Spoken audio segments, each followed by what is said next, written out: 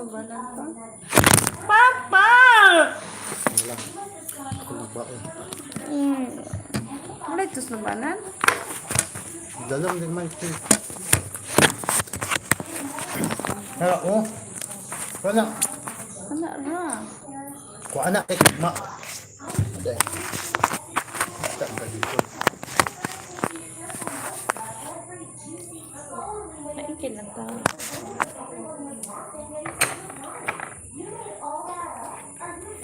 Saan hindi ka on? Ako yung what?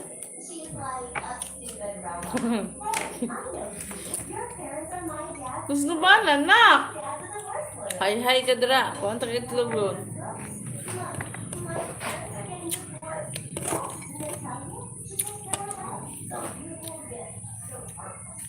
I like this.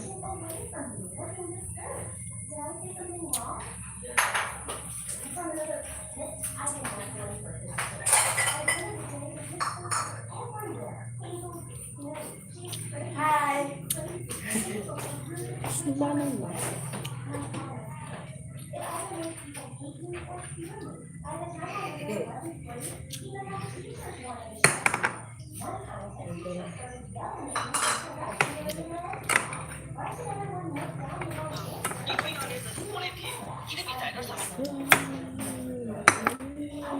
Mananood?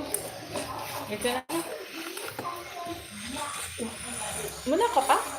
Ano? Oh.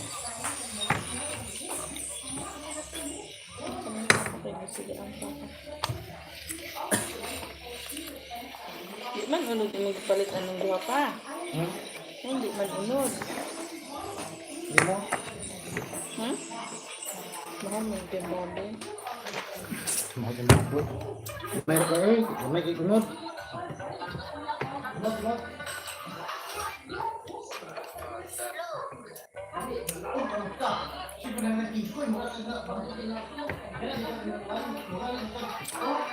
Nak, kaya ang dami mong module na ka. Magtiwas ko ito, nak. Kamag mo gibutang.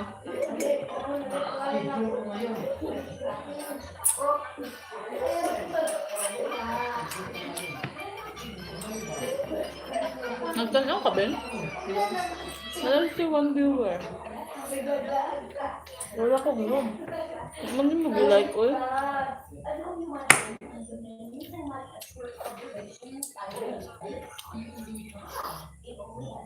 Lang eh.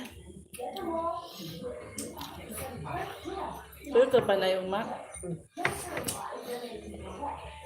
Ito ba vlog?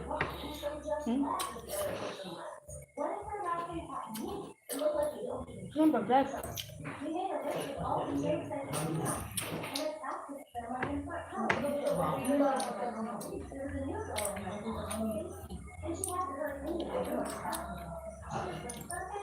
Duhan akong viewers. Hello to viewers. Hello to viewers.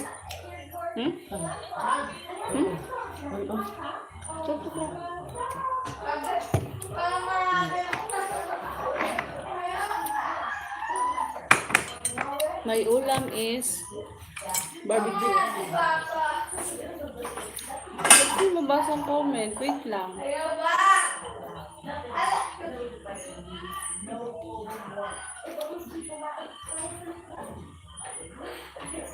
Hello to viewers.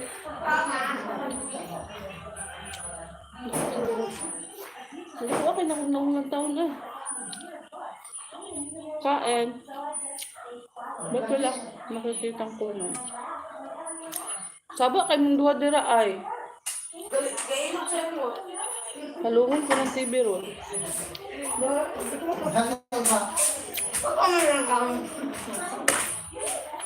Mama.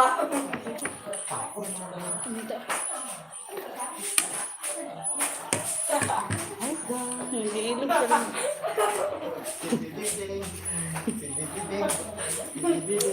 Ayaw pa. Mahulog kaya susuro yun. Pagpayo ko lagi mong dura. Duro ka na. Limot ba? Nagkaon bitaw ka. Hatag na. Five. Pamaya ka ito ba nang sa pusa? Bugnaw nga tubig ka pala. Pwede mo din.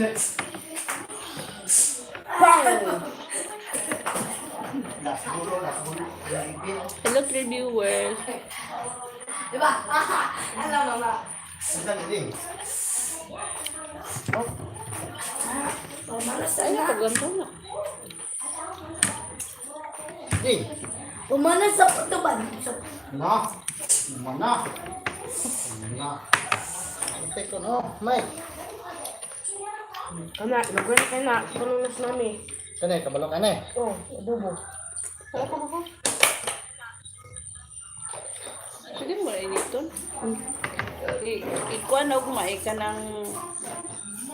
Ito, gani Pwede ko sa niwis bulod. Ano itong kwasa? Isanggol sa fried rice. Ling. Hello sa aking 4 viewers. Ba't wala kang nagsasalita? Wala kang nag-click ng comment. Why? Not why. Ito na lang.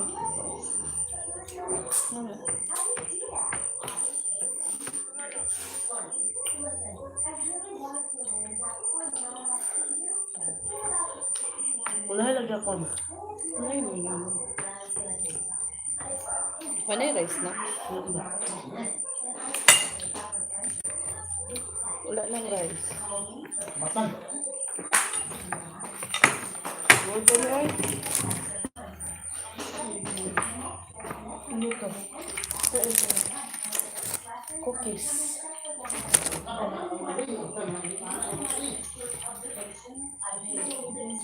Ang gulo nilang dalawa. Nag-aagawan sila sa rin. Ano naman yung sabaw? Loto. Tapos tulo.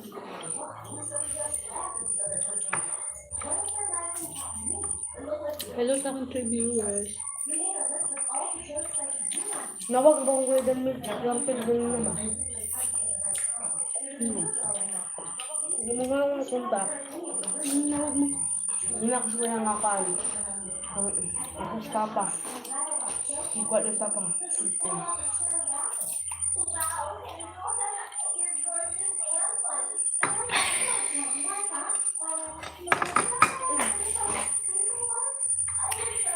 Ito natulog kagabi yung wag ko ang. Why? Toothbrush.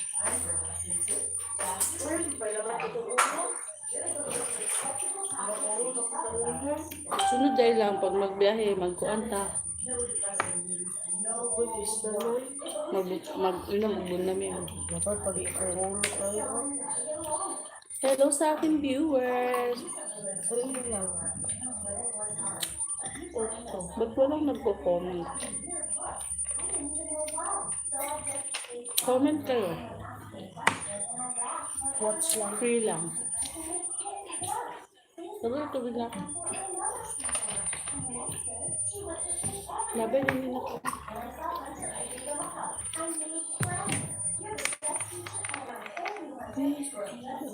Isa na lang. Ginawa mo ko.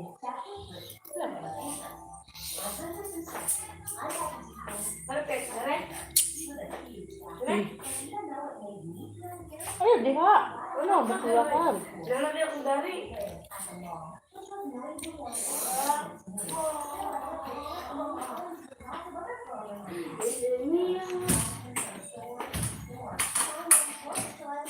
Nindot po tinanggilan to kay. Nindot. Lontong ate.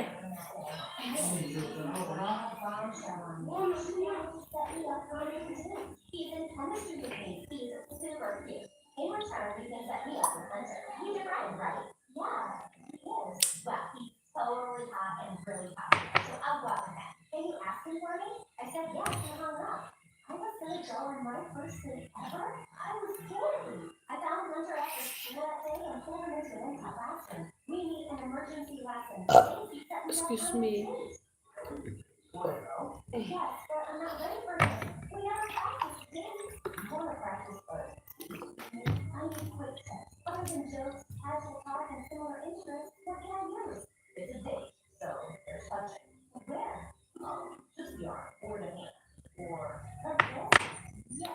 Pang-abhag.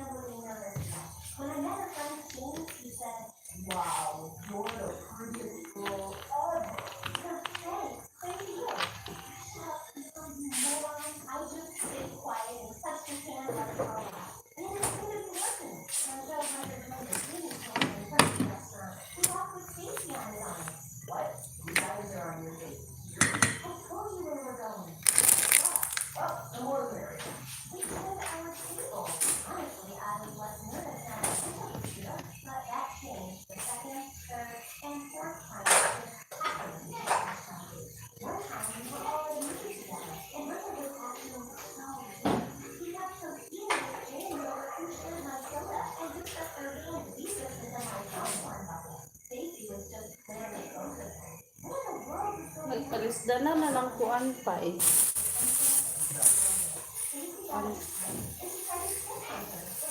Ang dapo diyan ba dila na pa po.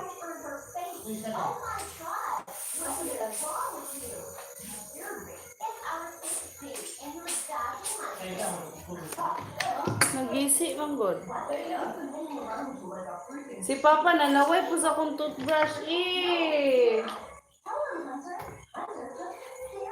Naway po siya sa akong toothbrush oh. Mag-iya ka ha. Mas okay ba itong toothbrush ni ate?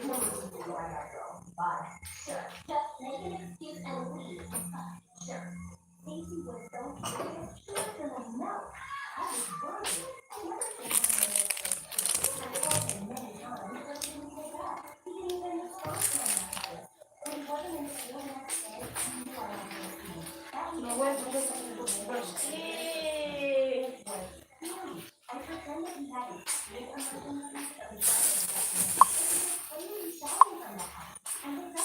Got my mind, my body, and my body, and my mind.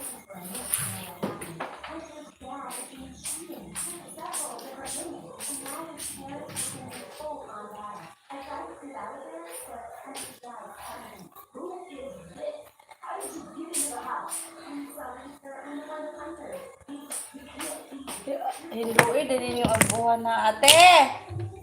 Pag humani mo ka, tapoy na misa. Come to me and hold me.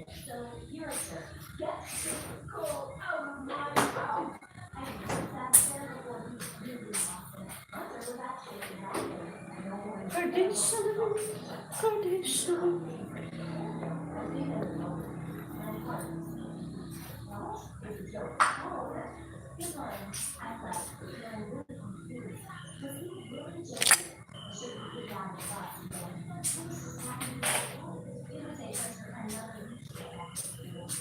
Unsa man ang gamay nga tawel ate?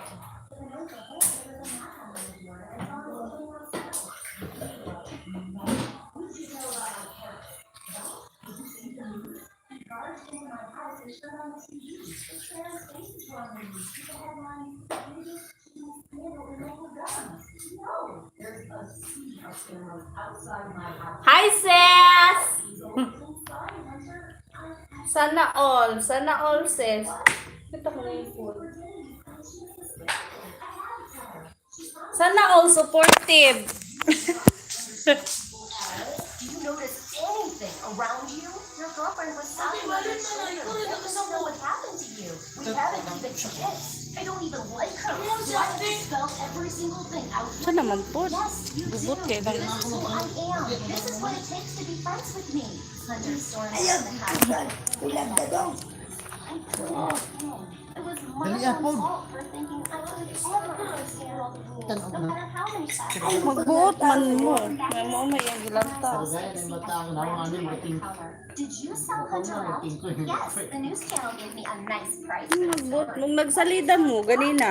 Hunter is a player, just like his dad. Sipog dali ko na ko You were acting like mom. What a Was reason. flirting with him the whole time. I wasn't. It was obvious. You think you can steal him from me just because you're pretty? You are delusional. Lali sila sa ilang gilanta. He deserves it. I slapped Stacy across the face. I can't believe Ang I nila. tried so hard to be your friend. You're pathetic. I locked myself You're up at home. possessed. Thankfully, my parents let me take a few days off school to sit in guilt. Guilt for betraying Hunter, for trusting Stacy, for being born a stupid, clueless dummy. This was the saddest I'd ever been, and my parents decided to take me to a therapist. When I first learned that I had social communication disorder, I was scared. I wanted to get out of this. But once I met other fun, amazing people with my condition, I didn't feel so alone anymore. When I came back to school after my break, I had new energy and confidence. To my shock, I heard that Susie was gone. When Hunter's dad found out she was leaving a scandal, he got her Balungan sa expelled kusina from na, his hoy. school. I searched for Hunter Ako na, all ate. day, but I couldn't find him. He's still skipping Lagi na school. tulagi And gyud ko someone ni. did look me. Gamag na I ang found the mo. closest teacher and said, I'm gonna bump Hindi. all my classes. Buti kung tibis ito, pwede na kung And you two So TV katong kamita ka. well, there's no Ikaw na future Elsa. in detention. Yes. The moment I entered the room and saw Hunter's adorable face, I jumped on him. Hunter! Hazel, you're back. No hugging in detention. Sit far apart. Far! We had to sit 3 seats away. But Hunter still told me how things were at home. His dad had moved out, but they were doing better than before now. And I told him all about my break. I am so sorry about everything, Hunter. I know you must thank me, and I deserve it. I betrayed Sana all ni hapon kami wala pa asa mo sis. Still, I ruined everything. Supportive kayo. You just told the truth. Malamay pa ni hapon. Barbecue sudan. So you're not mad at me? Iya kay to be continued ang talong. Sorry about that. Can we be friends again? I miss you so much. Manaling, manaling. Kapoy siya luto sis.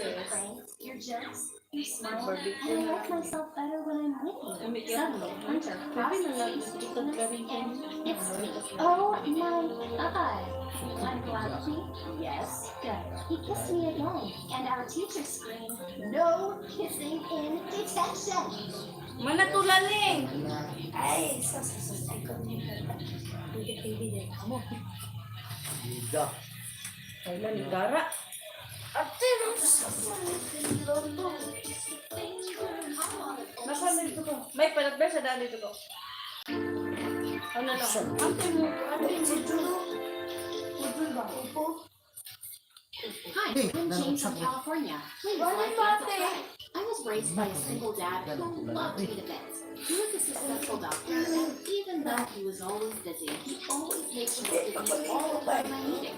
But in my first day of school, all braided hair and with a mom. We all looked so happy. Kada rin. Galing ko dito na. Ling, TV ba ling? Braid your hair. Turawang TV! Hindi mo ito nilalago. YouTube videos and totally nailed a French braid on me. It was just awesome. Once when I was 8, we were playing hide and seek, and I sneaked into the basement and found some beautiful paintings. I asked Dad who they belonged to, and he said, "They're your mom's, sweetie. She was an amazing painter. Those are the last few paintings she made, so Ang binigay mo mo dyan bigay I shipped all of them to my room and started painting on my own. Dad was amazed at my talent, and soon I started participating in competitions at school. Soon after I turned 14, Dad gave me a huge surprise. He announced that he was going to get married. I was kind of excited about having a mom, and I was even happier to find out she had a daughter my age, Kate. But the first time Dad took us all out for dinner, Kate wouldn't even look at me. I asked her to pass the salt, and she totally ignored me. How rude. That's when my stepmom said, "Oh, honey, Kate has a hearing problem. And even though she has her hearing aids on, she likes to pretend she can't hear a thing." Mom, I told you to keep that a secret from them. Can't you just keep one thing to yourself? Hey, it's nothing to be embarrassed about. And we're going to be a family soon, so we don't need to keep secrets. Oh, Jane, honey, you're so mature for your age. I'm so excited that we're going to be a family. Kate looked at me with red, blazing eyes. Jesus, she was scary. On the day of the wedding, when we were posing for a family photo, she suddenly stomped on my foot and I let out a scream. The photo turned out with me looking like a screaming chimpanzee, and Kate made sure she showed it to everyone who came to visit us. I got along really well with my stepmom, but Kate was the sister from hell. She'd scream and throw tantrums over the smallest things. She didn't care one bit about hurting anyone's feelings. Once, my stepmom and dad were going out for a date, and when she walked downstairs in her new dress, Kate screamed, "OMG, don't tell me you're wearing that. It's hideous, and you look so fat in it." That's because I gave birth to a mean daughter like you and lost my charming figure. But I could see stepmom was really hurt by Kate's words, so I quickly ran to my room and brought a belt and tied it around her dress. Now you look perfect. Dad won't be able to take his eyes off you tonight. My stepmom hugged me tight, and Kate stormed away in anger. Given how Kate was always so rude, my stepmom started to get closer with me. We'd often go shopping together, and I'd spend time helping her in the kitchen. Oh, honey, you're like the daughter I've always wanted. And I could see Kate's eyes roll. Once when our parents weren't home, Kate ordered some food. As we started eating, I felt my throat burn, and I couldn't find any water. I ran around looking for it, but Kate just stood there and laughed. Look at you running around like a mad cow. I should have added more chili to it. You witch, you did this? Yes, I did. That's for trying to steal my mom from me. She pulled out a water bottle and threw all the water at my face. That was it. I jumped on her and pulled her hair, and she pulled mine. Minutes later, our parents walked in and caught us fighting like wild monkeys. She put chilies in my food, but you didn't die, did you? And Mom, look what you did to me. Pag una dito rin, matagat ng Here, and you kapuha. started to show your true colors. I'm so ashamed of you. Say sorry to Jane now. What? Have you grown old and gone crazy already? I'm not saying anything to this jerk. The next day was Kate's first day at her new school. I was in the cafeteria with my friends when I saw Kate walk in, but suddenly she slipped on something and fell face flat on the floor, and a girl everyone knew as the school bully started to cackle. Oh God, who's this new clown in town? Do that again so I can make a video. You found that funny, you ugly-faced loser? Kate picked up the banana peel and threw it right at the girl's face. Suddenly, the bully and her minions ran towards Kate and pinned her against the wall, and that's when their eyes fell on Kate's hearing aid. Look at that. You're a freak, and you dare to mock me in front of everyone, huh? How dare you call me an ugly loser? Oh!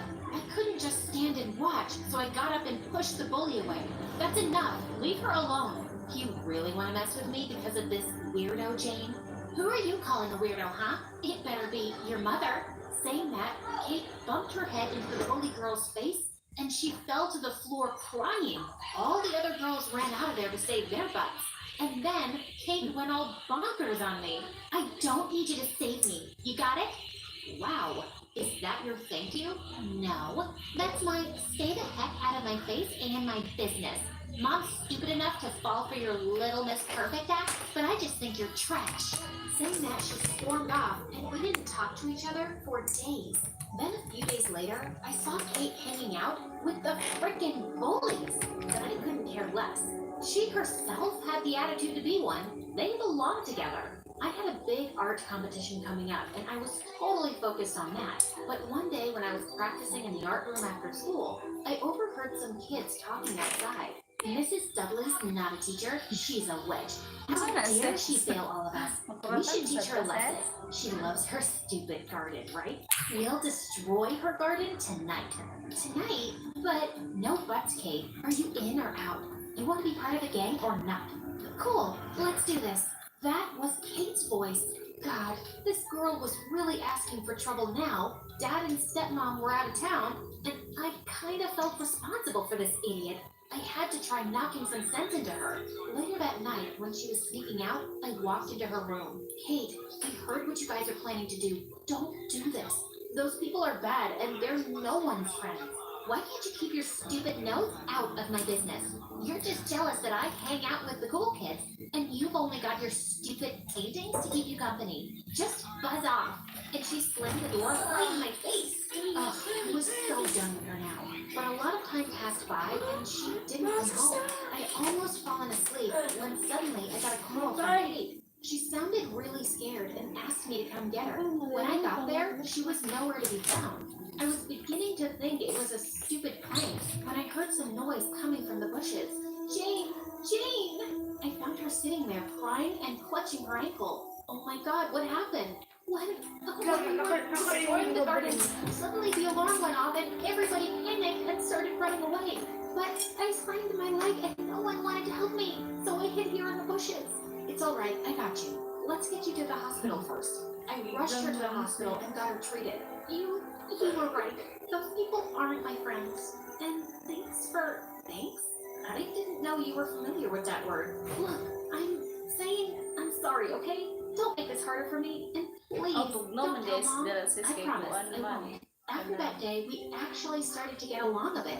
I thought things would finally change between us, but one day at lunch, Stepmom pulled out 2 tickets from her bag and said, Jane, sweetie, I've got such a surprise for you. I'm taking you to the world's biggest art gallery in Paris. We're gonna have so much fun together. Kate snatched the tickets from her hand and went all nuts. Just the 2 of you? Hello, woman. Am I invisible to you? Your own flesh and blood? But, Kate, you don't like art or traveling or anything. I've asked you so many times. So I shouldn't go to Paris? Will you guys go and have fun without me? This is ridiculous. I hate you, Mom. Kate threw her spoon at Stepmom and went off to her room in angry tears. She always reacted so poorly, but I felt a little bad for her too. I think we should take her. It's Paris, and I'm sure she'd love to travel with you and me. Stepmom reluctantly agreed and said she'd get her a ticket too. But the very next morning, I woke up to Stepmom screaming at Kate. You brat. I just got a call from the principal. You destroyed your teacher's garden?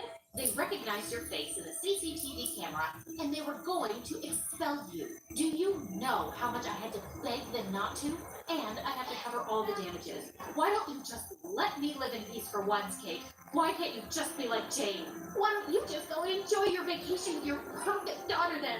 Why waste your time on me? Kate! My stepmom grounded her for a month and refused to take her to Paris with us. I had an amazing time, but when I got back, I had the biggest shock waiting for me. I found Kate sitting in my room holding a pair of scissors, and she slashed all of Mom's paintings. They were all wrecked beyond repair. I let out a scream and jumped on Kate furiously when Stepmom came rushing in and pulled us apart. She tore my Mom's paintings. They were the last thing I had left of Mom. How could you be so heartless, Kate? Your Mom's paintings? I thought they were yours. I didn't know. Kate, why would you be so awful? Sometimes I just can't believe you're my daughter. Oh, you can't believe that now? You're the one who's made me so crazy. I used to be everything to you, and now Jane's your perfect daughter. Why? Is it because of my hearing impairment? I'm not good enough now because you found someone better to love? It's not like that. I've tried and tried so much with you, but nothing seems to work. You've always made me feel like you don't even like me. At least Jane made me feel worth something. And you decided to make me feel worthless? You think you're so safe, but you're actually a horrible mother. As she ran out of the room, she pushed Stepmom a little too hard out of her way, and she fell to the ground. God, you're just out of control. Stepmom sat on the floor weeping, and Kate looked shocked too, like she just realized what she'd done. She just left and locked herself up in her room. Later that night, when Dad came home, I told him everything that had happened, and he went to go talk to Kate. 2 days later, Dad told us Kate had agreed to go away to therapy, and she quietly left without saying goodbye to anyone. I was too angry to see her right now anyway. After that, I focused on my studies and bagged a scholarship in a prestigious art school in Paris. A few days before I was leaving, someone knocked on my bedroom door, and I was shocked to see Kate standing there with a package. Before you start screaming at me, here's something for you. Just open it, please. I reluctantly took it from her, and when I ripped the paper off, my eyes welled up. It was my mom's painting with her signature on it. Where did you get this? Your dad helped me track down someone who had bought this painting, and I used all my savings to get it back. I just felt so terrible about what I did. I know this doesn't make up for everything, but I had to try. I'm working on myself, and I'm fixing my relationship with Mom. And I wanted to start fixing things with you too, Jane. If you can forgive me. Hey, this painting means the world to me, so thank you. And yeah, I think it will take us some time to be okay, but we can start today. Friends? Friends.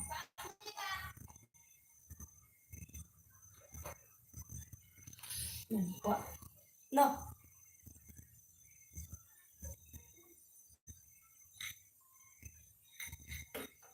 Downy na may kapit mga technology, kumapapit sa damit all day kahit awisan ka pa. Downy!